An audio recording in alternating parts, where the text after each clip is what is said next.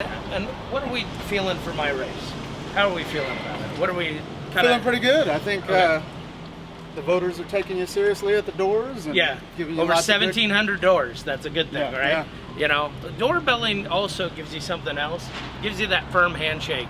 You know, you can do. Oh, Dick Pust. We're about to go have coffee. You want to go have coffee with us? We're told to wait until. Well, you're supposed to record in just a few minutes. Well, I know, but I was told to go because Dick needed us to wait until 11:15. So I don't know. Well, do you have time for coffee? Sure, I'll sit down with you. 10 minutes. Yeah, we'll sit down and kibitz. You want to kibitz? So how's the campaign going? Doing good. I like that stuff, right? You're a local guy? But also Rotarian, that kind of stuff. Like you get to meet people and then they always have different concerns. What gets me is at the door, you find out their concerns are totally different than what we all think they are. They all have their own little issues that need to be fixed, whether it's a street sign or whether it's semi-trucks going through. And it's great to hear them, right? So what did you learn doorbelling? I learned that issues are very complex, which is great. And I learned that a lot of people, really want to be involved and really want to see their government kind of, be a part of what's growing, right? So why do you want to get into this? Here's the great thing. I started out with, on the Parks Board, mainly because I was frustrated with all the dirty needles that were in the parks. I just wanted that clean. Because, if somebody gets that, they're going to get HIV, Hep B, Hep C. And to actually have that change somebody's life because we're unwilling to clean it up, that's not something I wanted. So I got on the Parks Board. It's volunteer, meets once a month.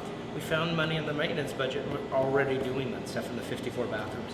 But the great part is you look at that stuff for Lacey City Council, that's where it goes. You can actually have a greater impact on a greater amount of people. It's not just our parks, but when we're trying to solve homelessness, we're going to do it the Lacey way. I also want to do it where, we're promoting business the Lacey way.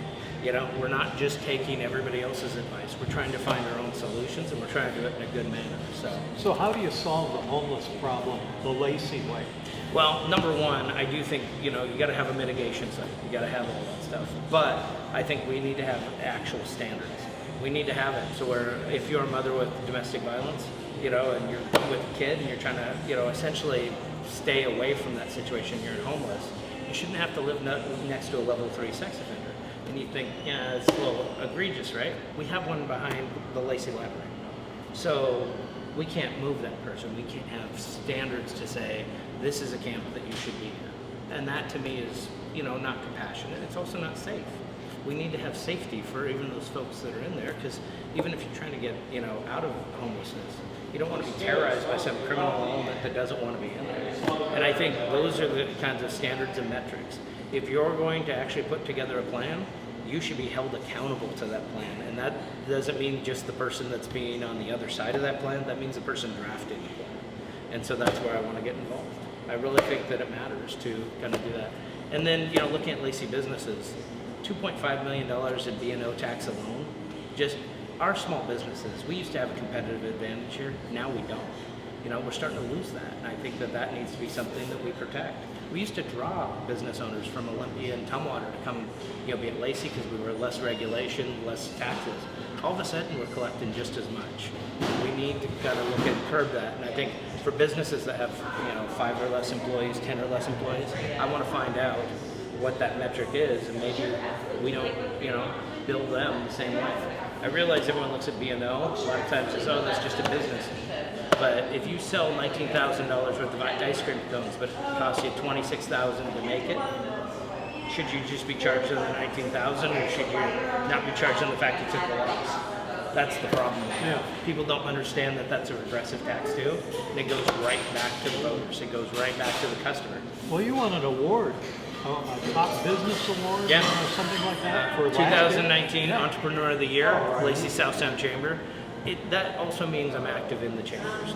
A lot of people will just get a chamber membership and never go to it. It's much like our service club memberships. They just belong. They don't do a lot of the stuff. I think it's important to be a part of it, connect other businesses, do other things. And if you're doing that, you're going to be a part of the solution. And so I think it's growing business together and having a concern for business. We've got to go do radio. There we go. I think it's good. Let's do it.